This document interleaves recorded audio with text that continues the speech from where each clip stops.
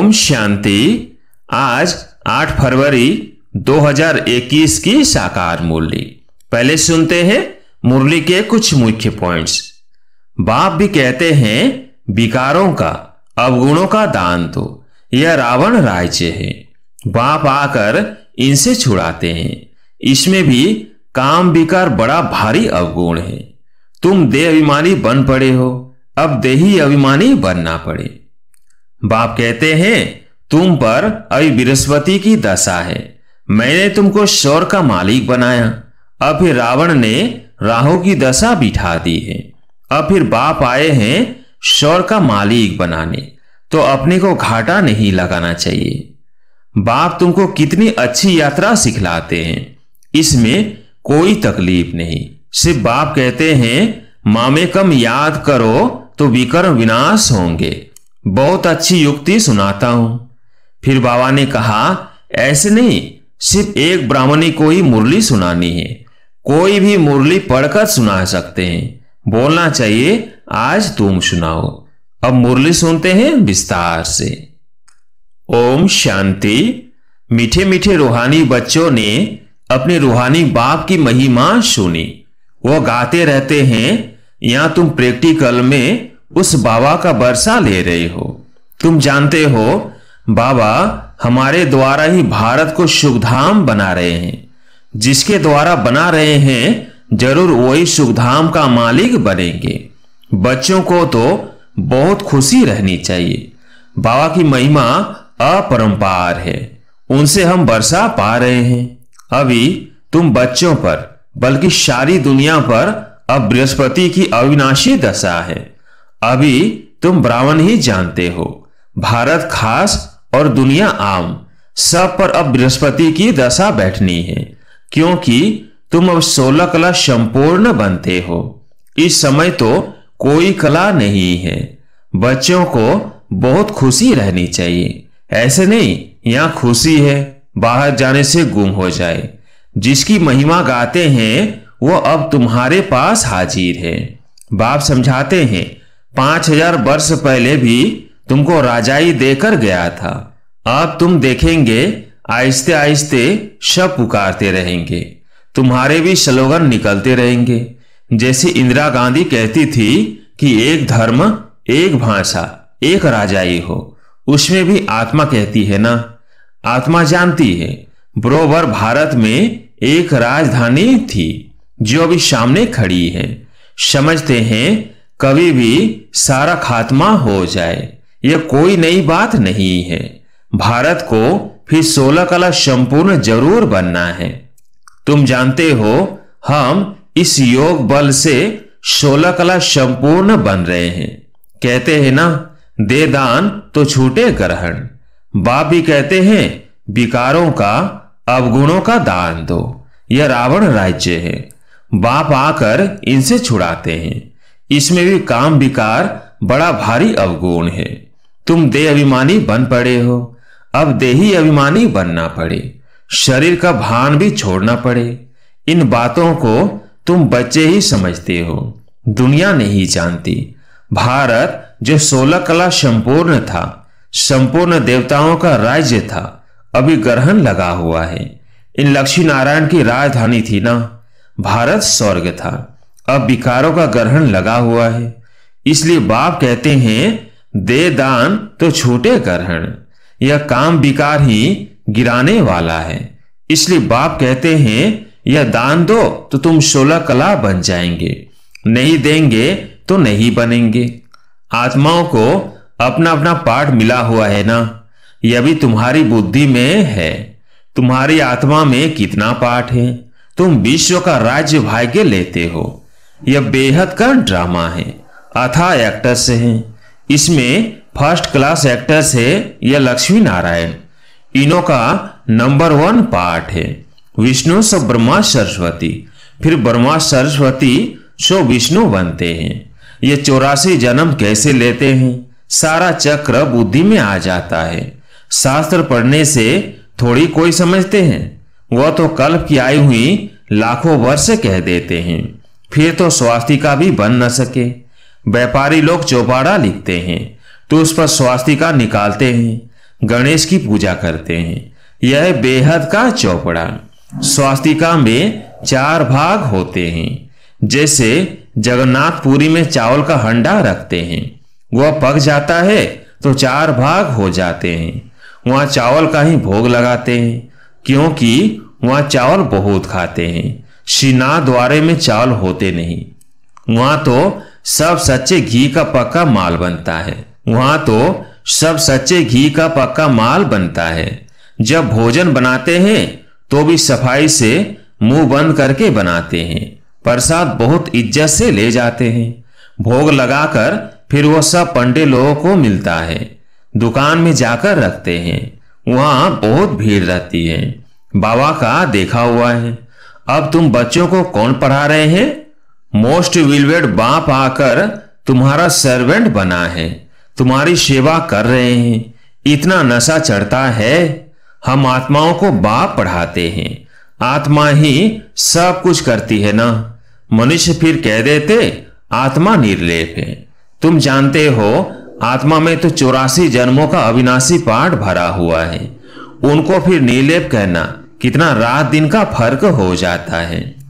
यह जब कोई अच्छी रीति मास डेढ़ बैठ समझे तब यह पॉइंट से बुद्धि में बैठे। दिन प्रतिदिन पॉइंट्स तो बहुत निकलती रहती है। यह जैसे कस्तूरी। बच्चों को जब पूरा निश्चय बैठता है तो फिर समझते हैं बरोबर परमपिता परमात्मा ही आकर दुर्गति से सदगति करते हैं। बाप कहते हैं तुम पर अभी बृहस्पति की दशा है। मैंने तुमको स्वर का मालिक बनाया। अब फिर रावण ने राहु की दशा बिठा दी है। अब फिर बाप आए हैं स्वर का मालिक बनाने। तो अपने को घाटा नहीं लगाना चाहिए। व्यापारी लोग अपना खाता हमेशा ठीक रखते हैं। घाटा डालने वाले को अनाड़ी कहा जाता है। अब यह तो सबसे बड़ा व्यापार है। कोई बिरला व्यापारी यह व्यापार करे। यही अविनाशी व्यापार है।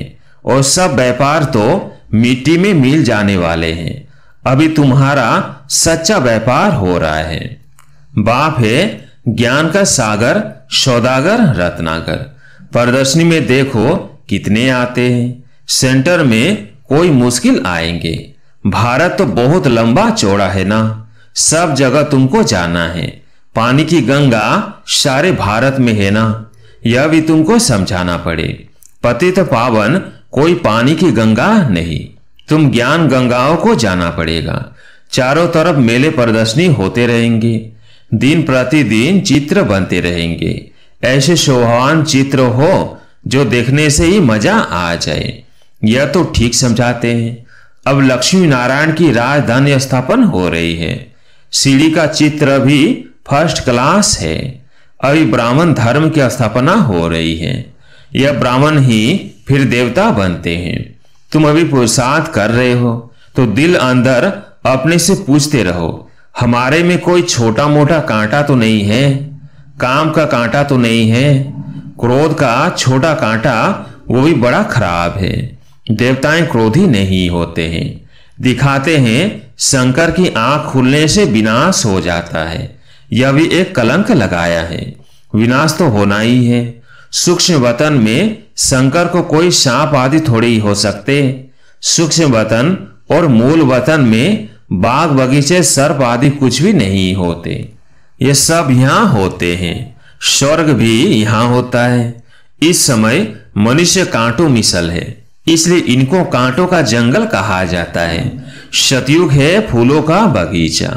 तुम देखते हो बाबा कैसा बगीचा बनाते हैं। मोस्ट ब्यूटीफुल बनाते हैं। सबको हसीन बनाते हैं। खुद तो एवर हसीन है। सब सजनियों को अथवा बच्चों को हसीन बनाते हैं। रावण ने बिल्कुल काला बना दिया है। अब तुम बच्चों को खुशी होनी चाहिए। हमारे ऊपर बृहस्पति की दशा बैठी है। आधा समय सुख आधा समय दुख हो तो उससे फायदा ही क्या। 3 में से 4 हिस्सा सुख, 1 में से 4 हिस्सा दुख है। यह ड्रामा बना हुआ है। बहुत लोग पूछते हैं ड्रामा ऐसा क्यों बनाया है। अरे यह तो अनादि है ना। क्यों बना यह प्रश्न उठ नहीं सकता। यह अनादि अविनाशी ड्रामा बना हुआ है। बनी बनाई बन रही है। किसको भी मोक्ष नहीं मिल सकता। यह तो अनादि सृष्टि चली आती है, चलती ही रहेगी, प्रलय होती नहीं। बाप नई दुनिया बनाते हैं, परंतु उसमें गुंजाइश कितनी है। जब मनुष्य पति दुखी होते हैं तब बुलाते हैं। बाप आकर सबकी काया कल्पतरू बनाते, जो आधा कल्प तुम्हारी कभी अकाली मृत्यु नहीं होगी। तुम काल पर जीत पाते हो तो बच्चों को बहुत पुरुषार्थ करना चाहिए। जितना ऊंच पद पाए उतना अच्छा है। पुरुषार्थ तो हर एक जास्ती कमाई के लिए करता ही है। लकड़ी वाले भी कहेंगे हम जास्ती कमाई करें। कोई ठगी से भी कमाते हैं। पैसे पर ही आफत है, वहां तो तुम्हारे पैसे कोई लूट ना सके। देखो दुनिया में तो क्या क्या हो रहा है, वहां ऐसी कोई दुख की बात नहीं होती है। अब तुम बाप से कितना बरसा लेते हो, अपनी जांच करनी चाहिए। हम स्वर्ग में जाने लायक है? नारद का मिसाल, मनुष्य अनेक तीर्थ आदि करते रहते हैं, मिलता कुछ भी नहीं। गीत भी है ना, चारों तरफ लगाए फेरे, फिर भी हरदम दूर रहे। अब बाप तुमको कितनी अच्छी यात्रा सिखलाते हैं, इसमें कोई तकलीफ नहीं। सिर्फ बाप कहते हैं मामेकम याद करो तो विकर्म विनाश होंगे।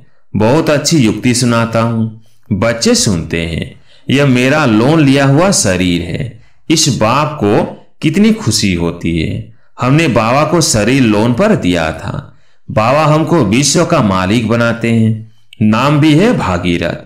अभी तुम बच्चे रामपुरी में चलने लिए पुरुषार्थ कर रहे हो तो पूरा पुरुषार्थ में लग जाना चाहिए।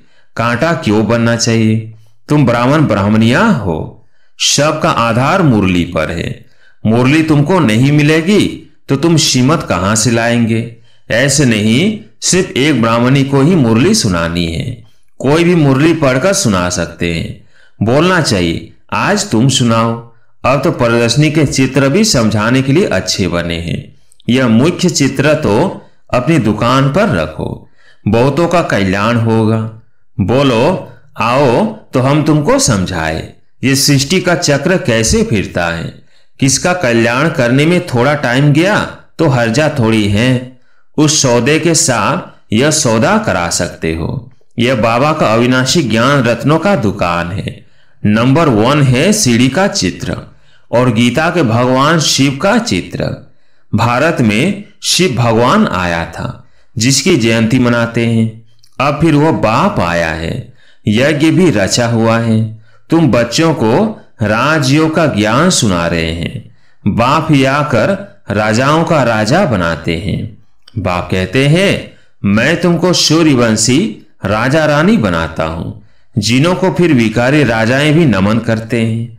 तो स्वर्ग का महाराजा महारानी बनने का पूरा पुरुषार्थ करना चाहिए। बाबा कोई मकान आदि बनाने की मना नहीं करते हैं। भल बनाओ, पैसे भी तो मिट्टी में मिल जाएंगे। इससे क्यों न मकान बनाए, आराम से रहो। पैसे काम में लगाने चाहिए। मकान भी बनाओ, खाने के लिए भी रखो। दान पुण्य भी करते हैं। जैसे कश्मीर का राजा अपनी प्रॉपर्टी जो प्राइवेट थी वो सब आज समाजियों को दान में दे दिया। अपने धर्म जाति के लिए करते हैं ना। यहाँ तो वो कोई बात नहीं, सब बच्चे हैं। जाति आदि की बात नहीं, वह है देह की जाति आदि। मैं तो तुम आत्माओं को विश्व की बादशाही देता हूं, पवित्र बनाए। ड्रामा अनुसार भारतवासी ही राज्य भाग्य लेंगे। अब तुम बच्चे जानते हो हमारे ऊपर बृहस्पति की दशा बैठी हुई है। श्रीमत कहती है मामे कम याद करो और कोई बात नहीं। भक्ति मार्ग में व्यापारी लोग कुछ न कुछ धर्माओं जरूर निकालते हैं, उसका भी दूसरे जन्म में अल्पकाल के लिए मिलता है।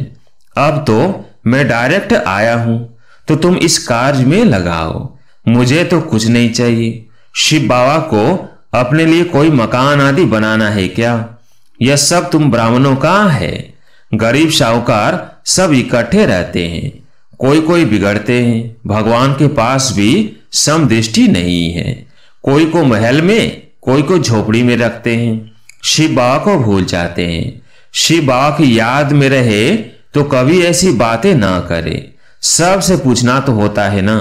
देखा जाता है यह घर में ऐसा आराम से रहता है तो प्रबंध देना पड़े, इसलिए कहते हैं सबकी खातिरी करो। कोई भी चीज न हो तो मिल सकती है। बाप का तो बच्चों पर लव रहता है, इतना लव और कोई का रह न सके। बच्चों को कितना समझाते हैं, पुरुषार्थ करो, औरों के लिए भी युक्ति रचो। इसमें चाहिए 3 पैर पृथ्वी के, जिसमें बच्चियां समझाती रहे। कोई बड़े आदमी का हॉल हो, हम सिर्फ चित्र रख देते हैं, 1-2 घंटा सुबह शाम को क्लास कर चले जाएंगे। खर्चा सब हमारा, नाम तुम्हारा होगा। बहुत आकर कौड़ी से हीरे जैसे बनेंगे। अच्छा, मीठे मीठे शिगिलदे बच्चों प्रति माता पिता बाप दादा का याद प्यार और गुड मॉर्निंग। रूहानी बाप की रूहानी बच्चों को नमस्ते। हम रूहानी बच्चों की रूहानी बाप दादा को याद प्यार गुड मॉर्निंग नमस्ते नमस्ते। धारणा के लिए मुख्य सार। पहला पॉइंट, जो भी अंदर में कांटे हैं उनकी जांच कर निकालना है। रामपुरी में चलने का पुरुषार्थ करना है। दूसरा पॉइंट, अविनाशी ज्ञान रत्नों का सौदा कर किसी का भी कल्याण करने में समय देना है। हसीन बनना और बनाना है। आज प्यारे मीठे बाबा का वरदान, फुल स्टॉप द्वारा श्रेष्ठ स्थिति रूपी मेडल प्राप्त करने वाले महावीर भव। फुल स्टॉप द्वारा श्रेष्ठ स्थिति रूपी मेडल प्राप्त करने वाले महावीर भव। इस अनादि ड्रामा में रूहानी सेना के सेनानियों को कोई मेडल देता नहीं है, लेकिन ड्रामा अनुसार उन्हें श्रेष्ठ स्थिति रूपी मेडल स्वतः प्राप्त हो जाता है। यह मेडल उन्हें ही प्राप्त होता है जो हर आत्मा का पाठ साक्षी होकर देखते हुए फुल स्टॉप की मात्रा सहज लगा देते हैं। ऐसी आत्माओं का फाउंडेशन अनुभव के आधार पर होता है, इसलिए कोई भी समस्या रूपी दीवार उन्हें रोक नहीं सकती। स्लोगन, हर परिस्थिति रूपी पहाड़ को पार कर अपनी मंजिल को प्राप्त करने वाले उड़ता पंछी बनो। हर परिस्थिति रूपी पहाड़ को पार कर अपनी मंजिल को प्राप्त करने वाले उड़ता पंछी बनो। अच्छा, ओम शांति।